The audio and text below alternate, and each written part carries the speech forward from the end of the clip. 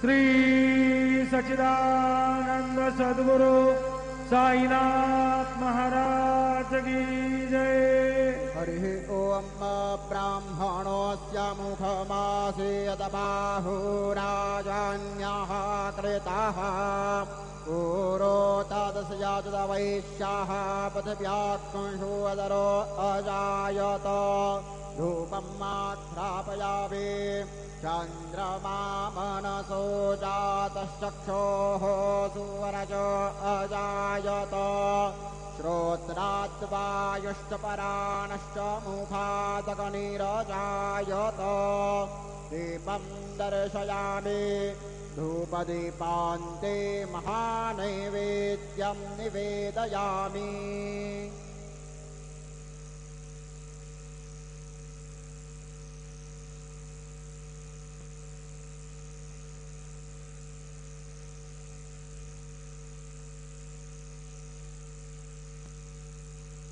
अन्नपतेन्नस्यानो देशाणामि वसया सुखमेनाः प्रपरदातारन्तारिख उरजान्नो हे हितविपदे चतुखपदे चतुष्कोणमण्डलं कृत्वा ततोपरि नैवेद्यपात्रं निधाय गायत्रीमन्त्रेण पात्रान् सम्प्रोक्ष धेनवाः अमृतीकृत्य सत्यन्त्वरतेन परिषिञ्जामि। ॐ प्राणाय स्वाहा ॐ अपानाय स्वाहा ॐ व्यानाय स्वाहा ॐ उदानाय स्वाहा ॐ समानाय स्वाहा ॐ ब्रह्मणे नमः। नैवेद्यमध्ये पानीयं समर्पयामि पुनर्नैवेद्यं निवेदयामि। ॐ प्राणाय स्वाहा ॐ अपानाय स्वाहा ॐ व्यानाय स्वाहा ॐ उदानाय स्वाहा ॐ समानाय स्वाहा ॐ ब्रह्मणे नमः। नैवेद्यं समर्पयामि हस्तप्रक्षालनं समर्पयामि मुखप्रक्षालनं समर्पयामि। सद्गुरु साईनाथ देवताभ्यो नमः। प्रार्थनापूर्वकं नमस्कारं करोमि तथा च मङ्गलारार्तिक्य दीपं दर्शयामि।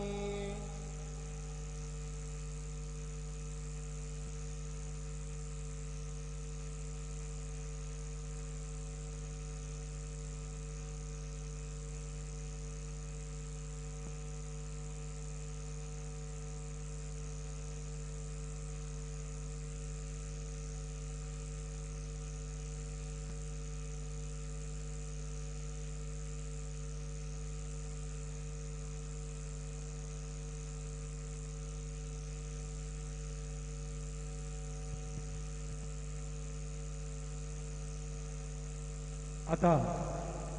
माध्यान्ह आरती सुरू होत आहे। सर्वांनी एका सुरात आरती म्हणावी। अब माध्यान्ह आरती शुरू हो रही है। आप सब एक सुर में आरती गाइए। श्री सच्चिदानंद सद्गुरु साईनाथ महाराज की जय। देवनी पंचारती करो बाबा से आरती करो साई से आरती करो बाबा से आरती। उठा उठा हो माधव वाड़ो हार माधव साई माधव वाड़ो हार माधव करुणिया से मन पाहु गंभीर हे जाना साई से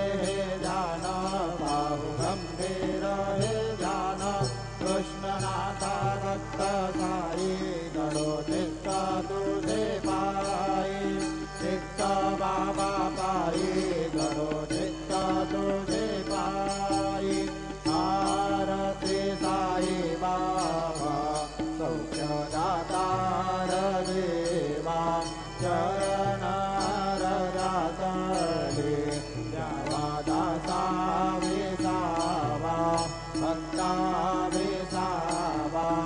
आरती साई बाबा जाळोनी आनंद सत्स्वरूपी राहे दंत मोक्ष जनादावे निज डोळा श्रीरंग आरती साई बाबा जयामणि जैसा बाबा कया कैसा अनुभव गावे से दया गणा ऐसे तुझे माव आरती साई बाबा तुमचे नाम जाता हरे संस्कृती व्यथा पराध तव करणे मार्ग दाविसी अनाथा आरती साई बाबा कलियुगी अवतार सगुण परब्रह्म साकार अवतीर्ण झाला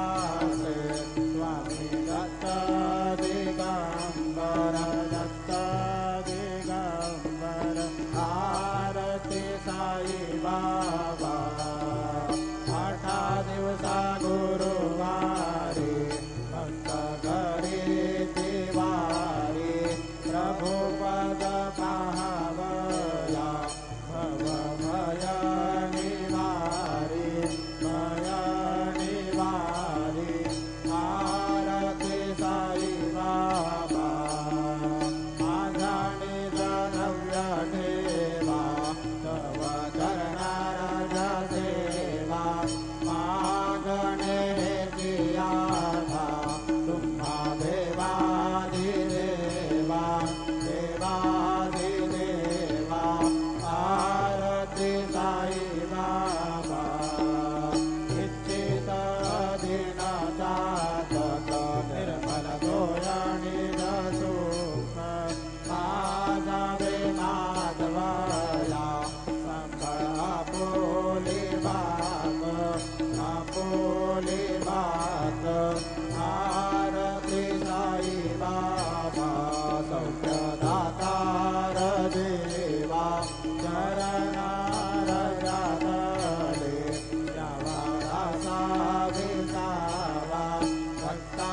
विसावा आरती साई बाबा जय देव दत्ता अवधूता हो साई अवधूता गोडुनि कर तव चरणे ठेवी तो माता जय देव अवतरसी तू एका धर्माचे ग्लानी नास्तिकांना हे तो राविसी निज भजनी राविसी नाना लीला असंख्य रूपांनी हरसे दीनांचे तो संकट दिन रजनी जय देव दत्ता अवधूता हो साई अवधूता गोडुनि कर तव चरणे ठेवी तो माथा जय देव यवनस्वरूपी एकया दर्शन स्वादितले संशय निरसुनिया तद्वैता गानविले गोपी चंदा मंदा कांचे उत्तरिले मोमिन वंशी गन्मुनि लोकातारियले जय देव दत्ता अवधूता हो साई अवधूता जोडुनि कर तव चरणे ठेवी तो माथा जय देव मेधन कतवे हिंदो यवनांचा काही गावायासी झाला पुनरपि नरदेही पाहसी प्रेमाने तो हिंदू यवनाही जाविसी आत्मत्वाने व्यापक साई जय देव दत्ता अवधूता हो साई अवधूता जोडुनि कर तव चरणी देवी तो माता जय देव देवा साई नाथा भवत्पदनत भावे परमाया मोहितजनमोचन सनिभावे मत्कृपये सकलान्ते सङ्कटनिरसावे देशिलचरिते गद्यशकृशनाने गावे जय देव दत्ता अवधूता हो साई अवधूता जोडोनि कर तव चरणी देवी तो माता जय देव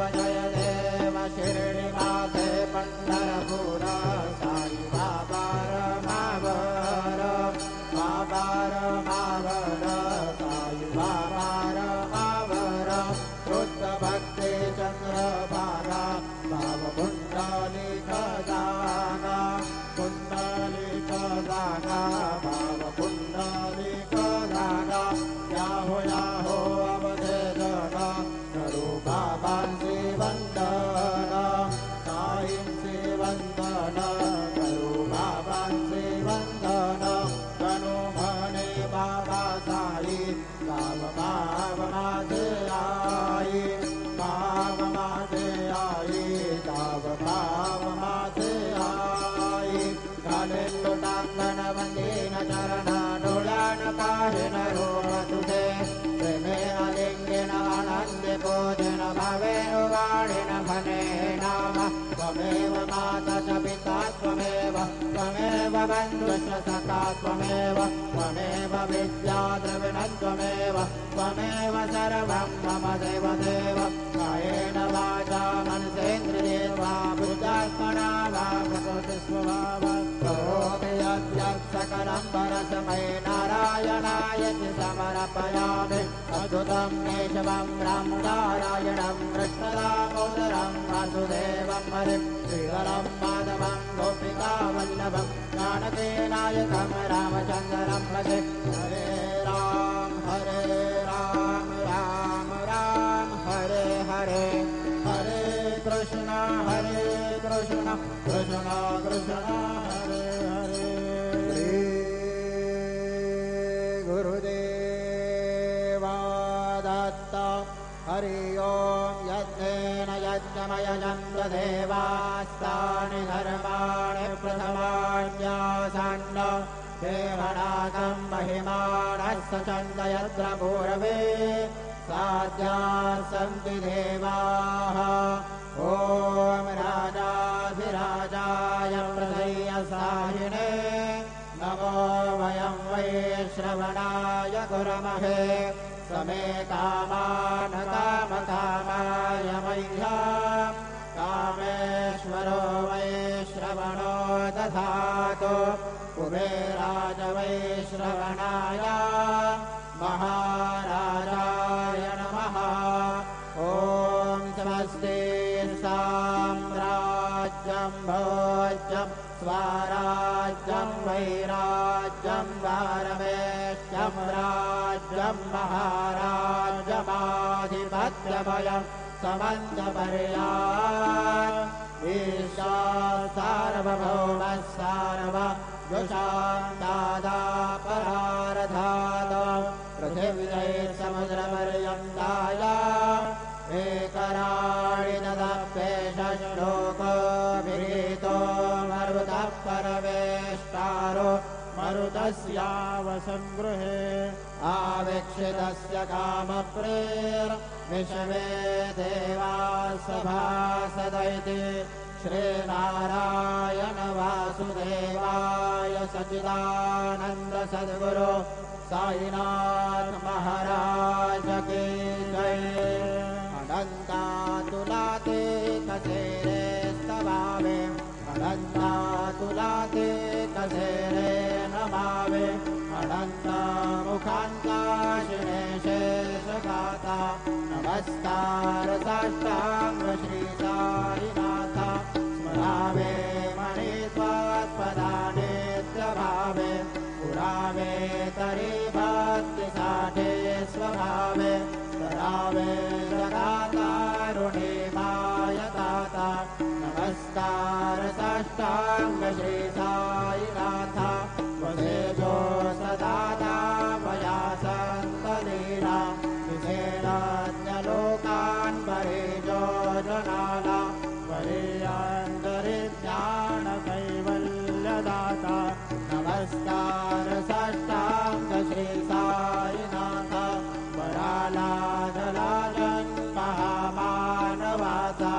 नरासार्थका साजने भूत साचा करो साई प्रेमा गणाया अहंता नमस्कार साष्टांग श्री साईनाथ रामे करी सानहल पद्ममाला रामे अमाधन्न चुंबो निघाला मुखे गाल प्रेमे करानासाता नमस्कार साष्टांग श्री साईनाथ सुराधिक जंजा पदा वंदिताते सुखाधिक जंते समानत्व देते प्रयागादि तीर्थे पदे नम्र होता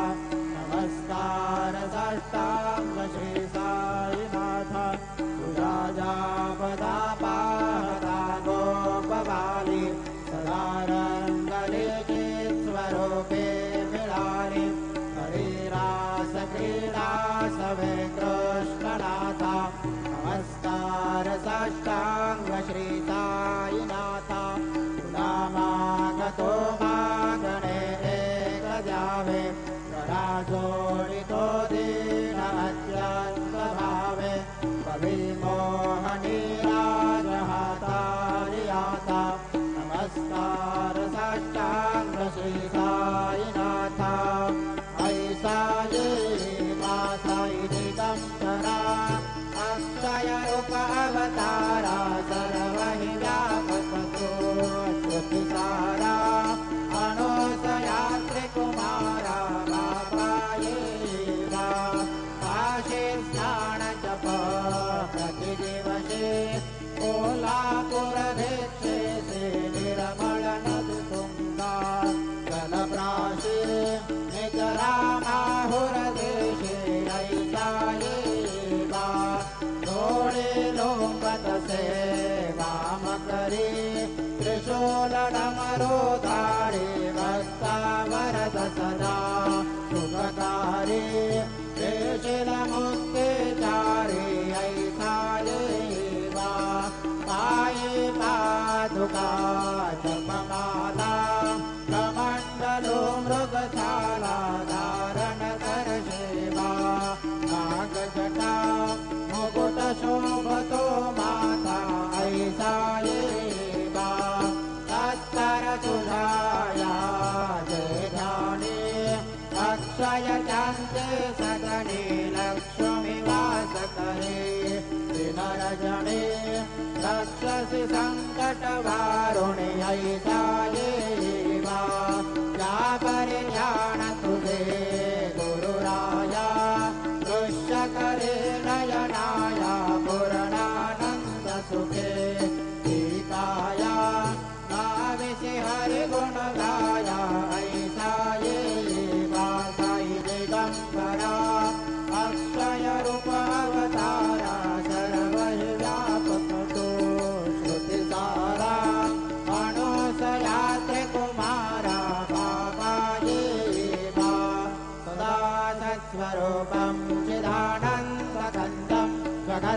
जगत्सम्भवस्थान संहारहेतुं स्वभक्तेच्छयामानुषं दर्शयन्तं नमामीश्वरं सद्गुरुं साईनाथं भवद्वान्तविधवां समर्थाण्डभिड्यं मनोवागीतं पुनर्ध्यानगम्यं जगद्व्यापकं निर्मलं निर्गुणत्वं नमामीश्वरं सद्गुरुं साईनाथं भवाम्बोधिमगणार्दितानां जनानां स्वपादाश्रितानां स्वभक्तिप्रियाणां समुद्धारणार्थं कलौ सम्भवन्तं नमामीश्वरं सद्गुरुं साईनाथं सदानिम्बवृक्षस्य मूलाधिवासात् सुधास्राविणं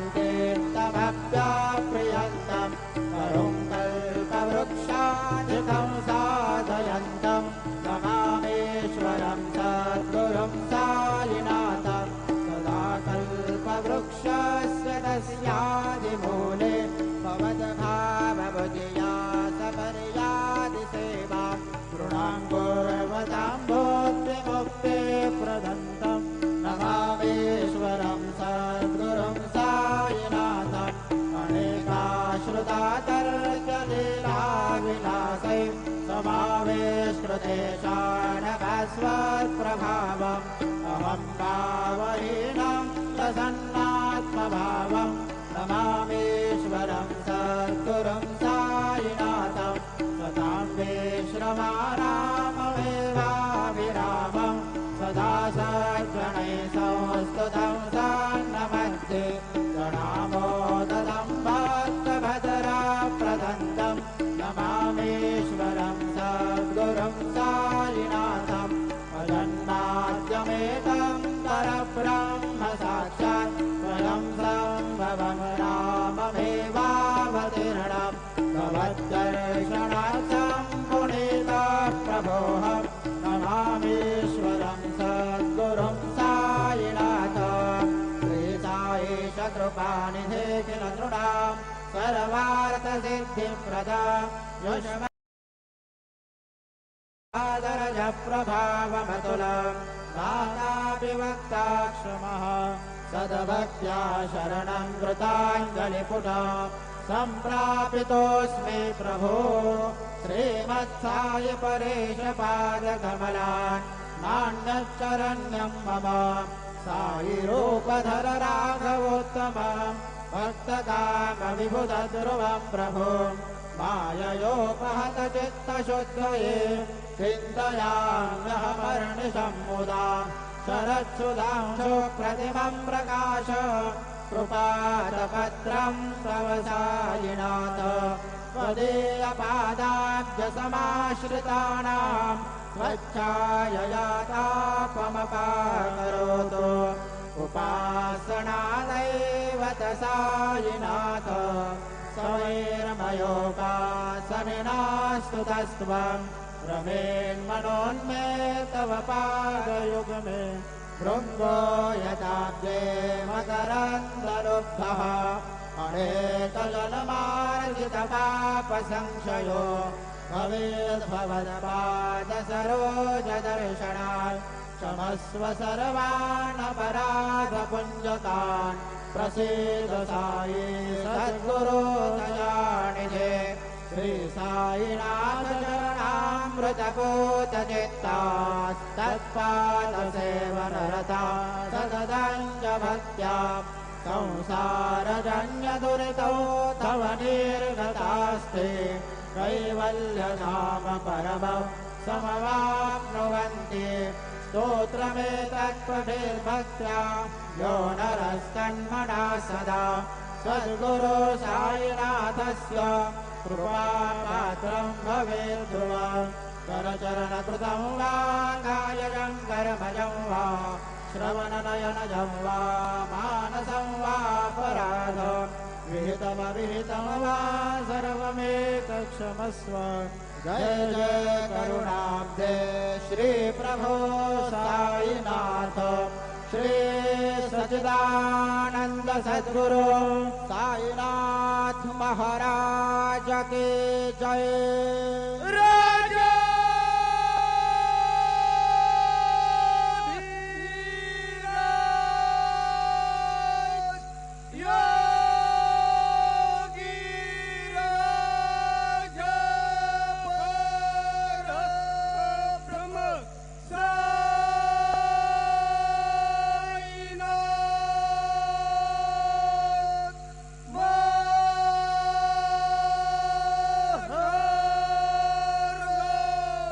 श्री सच्चिदानंद सद्गुरु साईनाथ महाराज की जय।